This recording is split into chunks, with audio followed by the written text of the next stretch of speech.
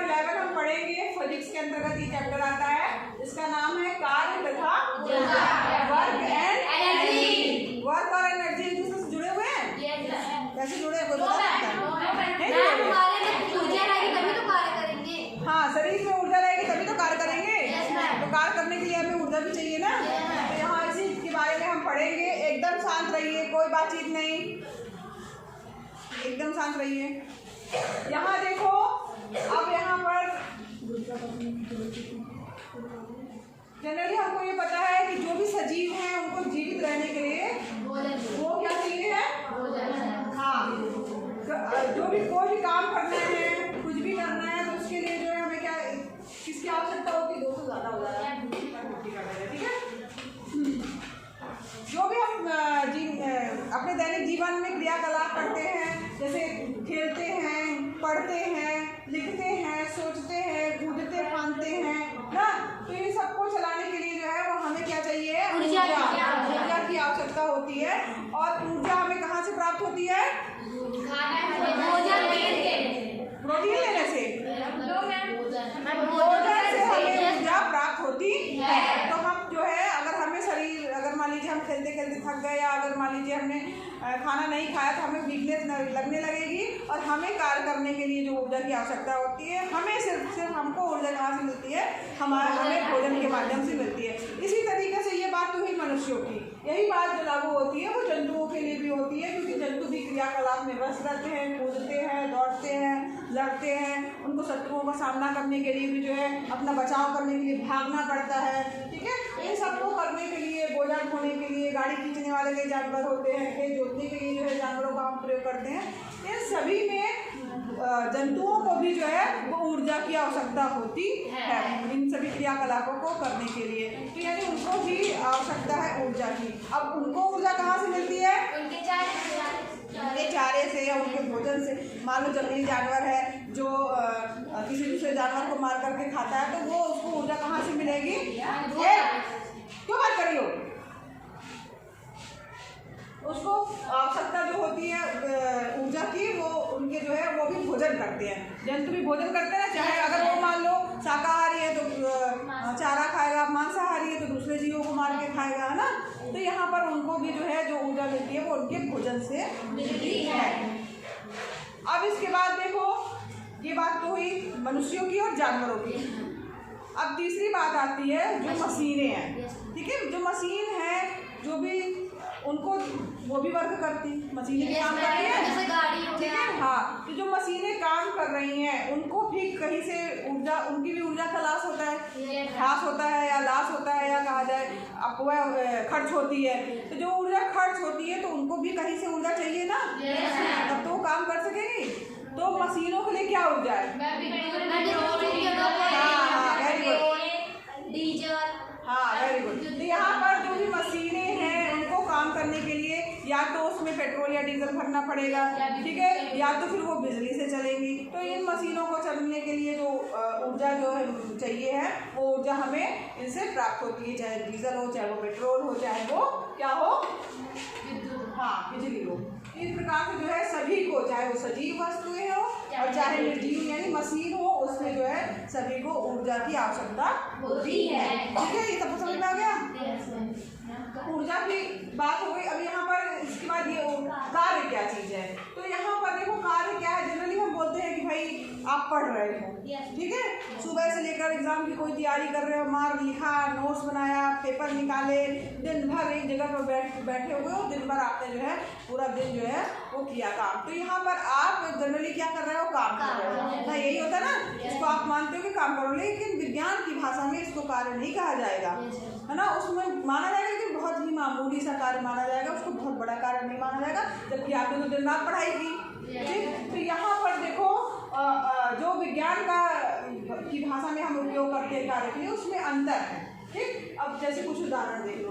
कठोर काम करने के बावजूद भी कुछ अधिक कार्य नहीं। अभी परीक्षा की तैयारी कर रही है, प्रश्न पत्र उसने इकट्ठा कर लिए, कोई लड़की है, मान लीजिए आप, कोई भी आप भी हैं, तो आप एग्जाम के दिन जो है, कौन बात कर रहे हैं?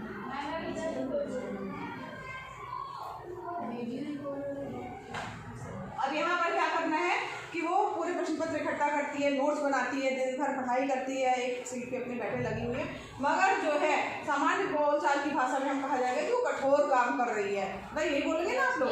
मगर वैज्ञानिक जो है भाषा के रूप से जो है इसे माना जाएगा कि कार्य जो है वो बहुत थोड़ा कार्य है, बहुत ज़्यादा कोई कार्य नहीं कर रही है। तो इसी तरीके से आप एक और उदाहरण देखिए। और क्या उदाहरण है कि बहुत बड़ी सी चट्टान है, ठीक, अब उसको पूरा दम लगा के मार, पूरा जो जितनी आप में ताकत है उसको आप परिश्रम करके मार ढकेल रहे हैं कि कुछ थोड़ी तो खिसक जाए, है। मान लीजिए आप यहाँ ये जहाँ जिस रूम में बैठे हुए हैं बगल में दीवार है और सब लोग मिलके इस पर जोर लगा रहे हैं। क्या जोर लगा रहे हैं कि हम इस दीवार को उस तरफ ढकेल देंगे, गिराई देंगे। सुबह से लेकर घंटा 2 घंटा मार लगे हुए हैं, क्या होगा? आपकी एनर्जी लॉस होते जाएगी और आप एक समय में थक जाएंगे, होगा। जब तो क्या कहते हैं आपकी निकल गई ना कार्य भी। अब यहाँ पर बात आती है कार्य हुआ कि नहीं हुआ, ठीक। तो वैसे अगर देखा जाए सामान्य बोलचाल की भाषा में हम बोलेंगे भैया हम तो बहुत 2 घंटे से लगे हुए हैं, इतने सारे बच्चे 2 घंटे से लगे हुए हैं, मेहनत कर रहे हैं, लेकिन ये दीवार गिर ही नहीं रही है, यही होगा ना। लेकिन विज्ञान की भाषा में कहा जाएगा तो कार्य क्या हुआ? शून्य, कुछ भी काम नहीं हुआ, ठीक है। इसी तरीके से अब मान लीजिए एक आदमी है, सिर पर बहुत सारा बोझा लेके क्या है खड़ा है। अब खड़ा है, अब किसी तरह संभाल रहा है ना, ऐसे ऐसे करके पूरा संभाल रहा है। अब वो बोझा संभाल रहा है, संभालते संभालते 1 घंटे तक किसी तरह बड़ी मुश्किल से उसको पकड़े उसका पूरा दम निकल गया, फिर उसने रख दिया, थक गया, वो उसकी सारी एनर्जी खत्म हो गई, ठीक। अब यहाँ पर उसकी एनर्जी भी खत्म हो गई, मगर कार्य हुआ क्या? अब यहाँ ऐसे तो वो बोलेगा बहुत देर से हम खड़े हैं, थक गए हैं, उसने उठाया हुआ बोझा, लेकिन विज्ञान की भाषा में कार्य नहीं माना जाता कि कार्य जो है नहीं हुआ है। तो इस प्रकार से जो है विज्ञान की भाषा में जो है क्या होगा कार्य। अब जैसे मान लीजिए कहीं सीढ़ी चढ़ के, मान लीजिए क्लास लेने के लिए हम सीढ़ी चढ़ के आए, तो विज्ञान की भाषा में कहा जाएगा नहीं कार्य हुआ, सीढ़ी चढ़ के गई मैम, है ना। तो फिर उसके बाद जो है पेड़ पर कोई व्यक्ति चढ़ रहा है तो भी बोला जाएगा वैज्ञानिक भाषा में कि उसने बहुत काम किया भाई ना। तो यहाँ पर जो है किस तरीके से हम जो है दैनिक जीवन में हम किसी भी लाभदायक शारीरिक या मानसिक परिश्रम को जो है वो कार्य समझते हैं, ठीक है। लेकिन कभी कभी जो है विज्ञान की भाषा में से कार्य नहीं कहा जाता है, ठीक है। यहाँ पर देखो क्या फिर किस चीज़ को मानेंगे हम कि भाई कार्य है कि नहीं है, क्या इसके लिए प्रक्रिया करें। तो यहाँ पर देखिए कार्य करने की वैज्ञानिक संकल्पना क्या है, कब कहा जाएगा विज्ञान की भाषा में कि कार्य हुआ। अब कैसे कहा जाएगा, यहाँ पर देखो समझने के लिए देखो कुछ बातों को हम जैसे जानते हैं, मतलब रख रहे हैं कि कैसे आप समझोगे। मान लीजिए कोई ये चेयर है, ठीक है, ये मान लीजिए चेयर है, ठीक है। अब ये चेयर को हमने यहाँ से यहाँ तक धकेल दिया, चेयर यहाँ पर थी, यहाँ से जो है दूसरी तरफ आ गई, ठीक। तो यानी कि इसको विज्ञान की भाषा में क्या कहा जाएगा, कार्य हुआ, ठीक। अब ये चेयर को हमने खींचा, अपनी तरफ खींच लिया, चेयर वहाँ थी, वहाँ से इधर आ गई, मतलब कार्य हुआ विज्ञान की भाषा में, ठीक है। और इस जैसे मान लीजिए कोई लड़की है, ट्राली ली हुई खींचती है, तो यहाँ पर कि उस लड़की ने ट्राली पर बल लगाया और वो उसकी तरफ आ गई, मतलब कार्य हुआ। अब यहाँ पर एक स्थिति और है, जैसे मान लीजिए ये साइंस की आपकी किताब है, ठीक। अब ये किताब है, इसको मैंने वहाँ से उठाया, यहाँ तक उठा लिया, ठीक है, उसका इसको वापस रख दिया। अब रख दिया, इसका मतलब क्या हुआ कि कार्य जो है हुआ, विज्ञान की भाषा में क्या हुआ, कार्य हुआ, ठीक है। तो यहाँ पर किसी पुस्तक को उठाया हमने और अब यहाँ पर इस स्थिति में जो है कार्य के लिए जो है वो 2 स्थितियाँ अगर होंगी तब विज्ञान की भाषा में कहा जाएगा कि कार्य हुआ है। अब कौन सी 2 स्थितियाँ हैं, क्या होगा कि माना जाएगा साइंस में कि भैया ये कार्य हुआ है। क्या पहली स्थिति है कि क्या स्थिति है, 2 चीजें हैं,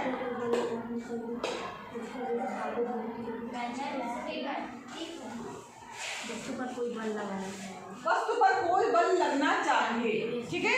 यानी कि कोई ना कोई अगर हम उस पर बल लगा रहे हैं तो मतलब कि वो काम के अंतर्गत माना जाएगा। मगर उसके साथ दूसरी शर्त भी है, दोनों शर्त एक साथ कंप्लीट होनी चाहिए। क्या वस्तु पर कोई बल लगना चाहिए, दूसरी बात वस्तु का विस्थापन भी होना चाहिए। अब हमारा पहली स्थिति क्या थी, दीवार को धक्का मारे पड़े हैं, चट्टान को धक्का मारे पड़े हैं, चट्टान हिल डुल भी नहीं रही, इसका मतलब क्या हुआ, कार्य हुआ।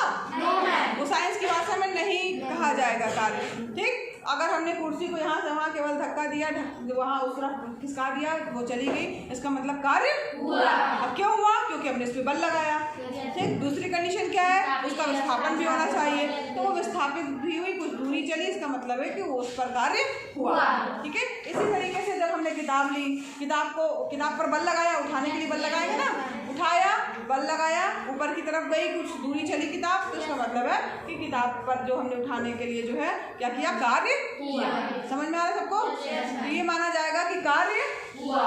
ठीक है, तो यहाँ पर अगर कोई भी दशा पूरी नहीं हुई, यानी दोनों दशाएं होनी चाहिए, तो ये विज्ञान की भाषा में इसे कार्य नहीं माना जाएगा। समझ में आया? चलो, ये समझ में आ गया सबको? अब इसके बाद देखो,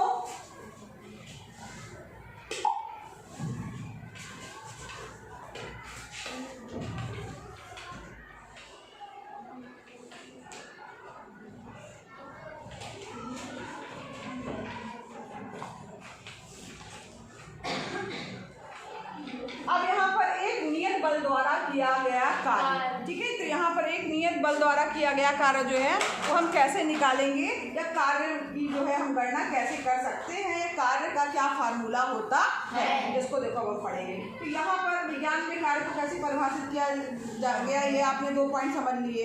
बल लगना चाहिए, विस्थापन होना चाहिए। 2 बातें आई, बल विस्थापन, बल विस्थापन, 2 चीजें आई आपको, 2 पॉइंट आए, तभी कार्य माना जाएगा जब बल लगेगा और जब उसमें विस्थापन होगा। तो बहुत ही आसान सा फार्मूला से निकल के आ गया कि किया गया कार्य अगर मान लीजिए W है, करते ना,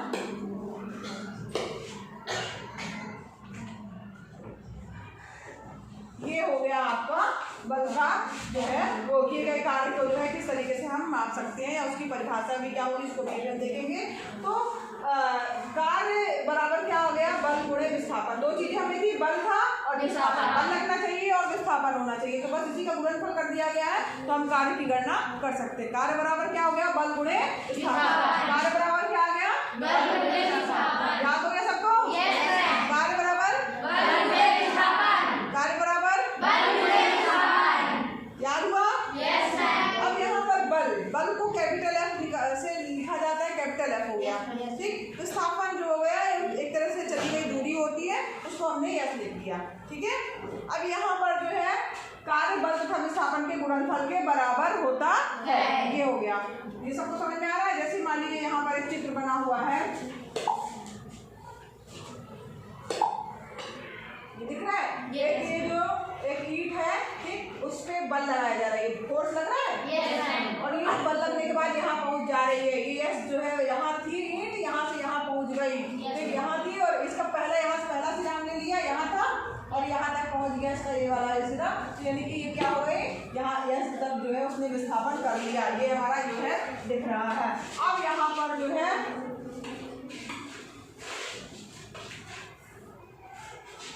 अगर हम इसको परिभाषा के रूप में लिखेंगे तो किसी वस्तु पर लगने वाले बल द्वारा किया गया कार्य, कोई भी वस्तु है उस पर बल लग रहा है, उसके द्वारा किया गया कार्य जो है वो बल के परिमाण तथा बल की दिशा में चली गई दूरी के गुणनफल के बराबर होता है। बल की दिशा में चली गई दूरी, ठीक है, यानी विस्थापन, बल की दिशा में चली गई दूरी। अब हम जिधर बल लगा रहे हैं उधर ही ना जाएगा, चला आएगा वो ना, जिधर बल लगा रहे हैं उसी तरफ जाएगा।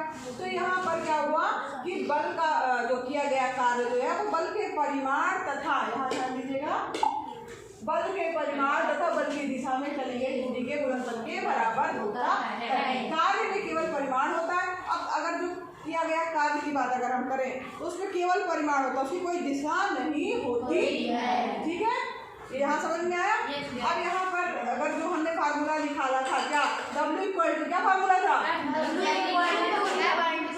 W इक्वल टू F, ठीक है, ये हमारा था। अगर यहाँ पर F यानी क्या है? बल, एक कर दिया जाए, और बल की यूनिट क्या होगी, कौन बताएगा? न्यूटन। वेरी गुड, क्लैपिंग करो इसके लिए। अब यहाँ पर S क्या चीज है? दूरी। अब दूरी की क्या यूनिट होती है? किसने नापते हैं दूरी? अरे दूरी को नापते किसने? मीटर। वेरी गुड समझी। ये यहाँ पर अगर ये यहाँ पर दूरी जो है, यहाँ पे न्यूटन हो गया बल, 1 न्यूटन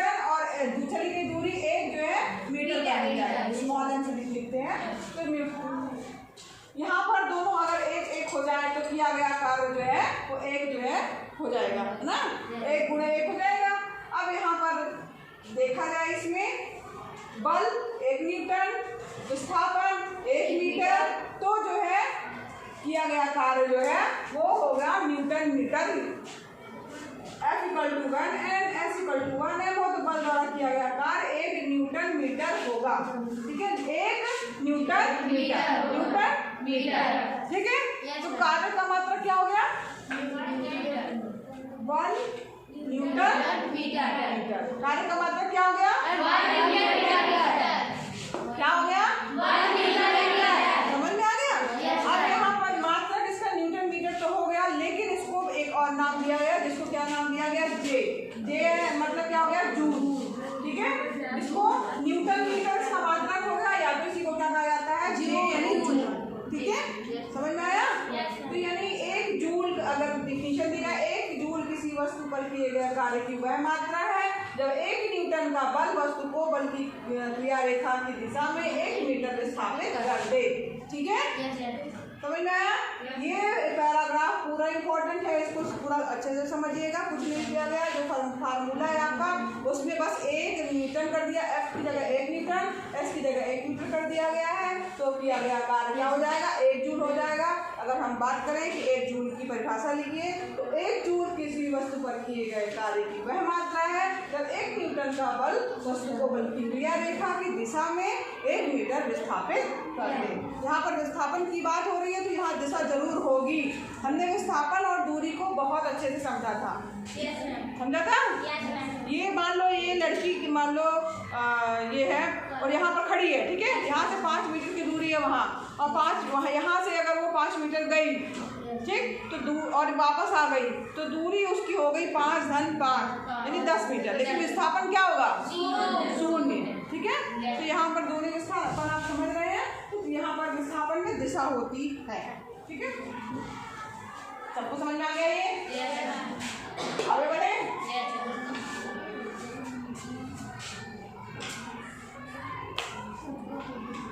अब यहाँ पर एक छोटा सा एग्जाम्पल दिया है, और ये बहुत सरल सा है। ऐसे एग्जाम्पल जो है आ सकते हैं एग्जाम में। किसी वस्तु पर 5 न्यूटन बल लग रहा है, बल की दिशा में वस्तु 2 मीटर विस्थापित हो रही है। यदि विस्थापन होते समय लगातार वस्तु पर बल लगता रहे, तो समीकरण के अनुसार किया गया कार्य क्या होगा? या तो कार्य की गणना कीजिए, इतना ही खाली आ सकता है। तो यहाँ पर देखो, आपको पता है क्या है फार्मूला? क्या है? W =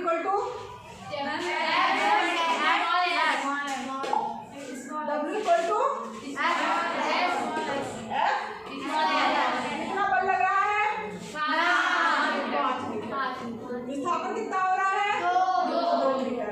5 × 10 Nm को भी आप न्यूटन मीटर में ले सकते हो, या तो 10 जूल। ठीक है, 10 जूल। समझ में आ रहा है? ये समझ में आया सबको? किसी को कोई दिक्कत? पूछना? चलो आगे बढ़े। छोटे छोटे से सवाल आते हैं, तो एग्जाम पे जरूर न्यूमेरिकल्स वाले हल किया कीजिए। अब यहाँ देखिए, एक सवाल और दिया गया है।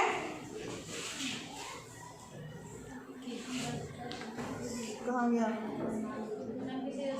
नहीं, इसको छोड़ो, ये यहाँ देखो। अब आगे आओ। अन्य स्थिति पर विचार करना है। बल, हाँ, जैसे कि जिसमें एक बल और विस्थापन एक ही दिशा में है। एक बच्चा किसी खिलौना कार को धरती के समानांतर जो है खींच रहा है। बच्चे ने कार के विस्थापन की दिशा में बल लगाया है। इस स्थिति में किया गया कार्य बल और विस्थापन के गुणनफल के बराबर होगा। बल द्वारा किया गया कार्य। अब यहाँ पर देखो, चूंकि यहाँ पर जो बल लगा रही है, क्या कर रही है? खींच रही है। ठीक है, तो ये बल चूंकि गाड़ी जो इधर ही आ रही है, उसको खींच रही है, तो यहाँ बल की दिशा में ही जो है विस्थापन हो रहा है। इस स्थिति में जो है किया गया कार्य क्या होगा? धनात्मक होगा। ठीक है, अब यहाँ पर एक ऐसी स्थिति भी हो सकती है कि जब एक कोई वस्तु एक समान वेग से किसी नियत दिशा में गति कर रही है, और उस पर विपरीत दिशा में एक बल लग रहा है।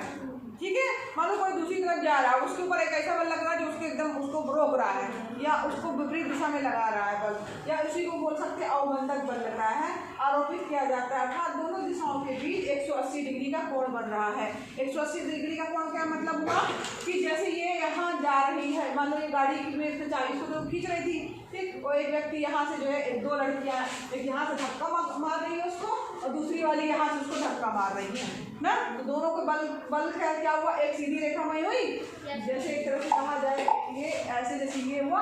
अब ये यहाँ से बल लगा रही है, ये यहाँ से लगा रही है। बल दोनों कितना है, इसके बीच में कितना डिग्री का कोण है, 180 डिग्री का कोण है। ठीक है। अब यहाँ पर तब ऐसी स्थिति में क्या होगा, माना वस्तु s दूरी के विस्थापन के पश्चात रुक जाती है। ठीक है। अब यहाँ पर विस्थापन हो रहा है, ठीक। तो यहाँ पर s जो है दूरी पर वस्तु चली और उसके बाद रुक गई। ऐसी स्थिति में बल द्वारा किया गया कार्य जो होगा माना जाएगा। इसे ऋण चिन्ह से जो है वो बताया जाएगा। इसका मतलब निष्कर्ष क्या निकला कि जब बल जो है वो विस्थापन की दिशा की विपरीत दिशा में लगता है तो किया गया कार्य क्या होता है, समझ में आ रहा सबको? ठीक है। और अगर मान लीजिए विस्थापन की दिशा में ही लग रहा है तो धनात्मक होगा, धनात्मक। अब यहाँ पर देखो ये क्या निष्कर्ष निकल के आया कि बल द्वारा किया गया कार्य धनात्मक अथवा ऋणात्मक दोनों में से कोई एक हो सकता है। ठीक है। अब इसके बाद जो है एक एग्जाम्पल देखो दिया हुआ है, ये भी समझो, ध्यान से समझिएगा। एक कुली 15 किलोग्राम का बोझ धरती से 1.5 मीटर ऊपर उठाकर अपने सिर पर रखता है। उसके द्वारा बोझे पर किया गया कार्य का परिकलन करना है। अब जनरली ये देखो साइंस ऐसा है कि हमको समझ में नहीं आता, हम दैनिक जीवन में इसका उपयोग करते रहते हैं मगर हमें पता नहीं चलता है कि इसमें कोई साइंस भी है। मगर साइंस हर जगह काम करता है। हम देखो, आपने देखा होगा कुली बोझा उठाता है, कभी उसको सोचा होगा कि हम कितना कार्य कर रहे हैं उसकी गणना करें, नहीं, लेकिन उसको साइंस की भाषा में उसको कैलकुलेट भी किया जा सकता है कि उसने कुल मिला के कितना कार्य किया, किसने ज़्यादा काम किया, किसने कम काम किया।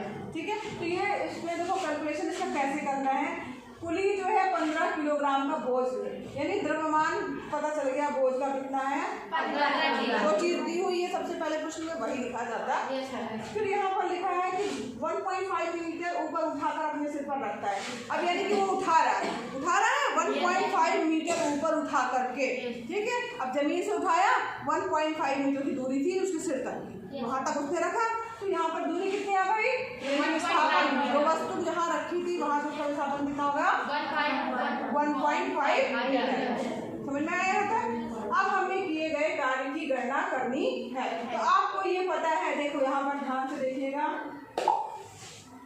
W बराबर ठीक पता है। अब यहाँ पर हमें देखो बल का मान तो जो है दिया नहीं हुआ, दिया है क्या, बल दिया है। अब यहाँ तो सीधे सीधे बल नहीं दिया है, हमें दिया क्या है, द्रव्यमान दिया, विस्थापन दिया। आपने एक फार्मूला पढ़ा होगा F = ma, पढ़ा है? ये कौन सा नियम है, न्यूटन की गति का सेकंड लॉ है, द्वितीय नियम है। वेरी गुड, बहुत अच्छी बात है, आप लोग को याद है। F = ma न्यूटन की गति के दूसरे नियम के अनुसार जो है। अब यहाँ पर लगने वाला बल द्रव्यमान और त्वरण के गुणनफल के बराबर होता है। अब यहाँ पर देखो त्वरण की बात हो रही है, तो यहाँ चूंकि पृथ्वी से हटा रहा है तो त्वरण जो है वो गुरुत्वीय त्वरण के बराबर होगा, जो कि जिसको हम क्या लिखते हैं, स्मॉल जी से लिखते हैं। ठीक है। गुरुत्वीय त्वरण को स्मॉल जी से लिखा जाता है। यहाँ पर a जो है वो g के बराबर हो जाएगा। इसका मान किसी को याद है क्या, मैंने याद कराया था, नहीं 6 पॉइंट नहीं है, 9.8 है ना, ये मीटर बटे सेकंड स्क्वायर। तो ये 9.8 को जनरली जब किसी भी मान लो कोई एग्जाम है आपको 9.8 एक्यूरेट नहीं दिया है तो हम इसको जनरली क्या लगभग मानते हैं 10 मीटर बटे सेकंड स्क्वायर, जब मीटर बटे सेकंड की पावर -2। ठीक है, समझ में आ रहा है। ये जो है निश्चित होता है स्मॉल जी का मान, तो इसको हमने 9.8 को लगभग हमने क्या मान लिया, 10 मीटर बटे सेकंड स्क्वायर या मीटर इंटू सेकंड पावर -2। ठीक है। अब यहाँ पर जो है ये हमारे पास में अब F निकल जाएगा। कैसे निकल जाएगा, मात्रा, यानी कि क्या है, मात्रा कितनी दी हुई है, मात्रा यानी द्रव्यमान, उसका द्रव्यमान कितना दिया है 15। ए का मान कितना हो गया 9.8 मतलब 10 हमने उसको मार लिया है। ये कितना हो गया 150 ना, हो गया। ठीक, तो यहाँ पर 150 हो गया। यहाँ पर हमने इसका मान 15 kg ये रख दिया। ठीक है। 10 जो है वो न्यूटन मीटर स्क्वायर, ये उसका जी का मान रख दिया हमने। और चली गई दूरी। अब विस्थापन जो था वो हमें पता है 1.5 प्रश्न में दिया है, तो ये हमने रख दिया। सबको समझ में आ रहा है? कोई दिक्कत, किसी को कुछ प्रॉब्लम? सबको समझ में आया यहाँ तक? सबको आया? नहीं आया? देखो F W equal to F into S है। एफ की जगह हमको क्या रख देना है? M A. ठीक है, एम का मान कितना है? दिया है, ठीक है। यहाँ पर इसको इस तरह से लिख सकते हैं W equal to M G और एफ। जी क्या है? गुरुत्वीय त्वरण है। तो हम 10 मीटर प्रति सेकंड। एम का मान कितना दिया है खुद बताओ। चलो एम कितना बताया है? 1.5। ठीक है, नहीं 1.5 का दिया है, 15 kg दिया है। 1.5 थोड़ी दिया, विस्थापन एस का मान दिया 1.5 ये दिया हुआ है, ये नहीं दिया हुआ है। ये दिया है 15 क्या किलो केजी, ठीक है। जी का मान कितना है?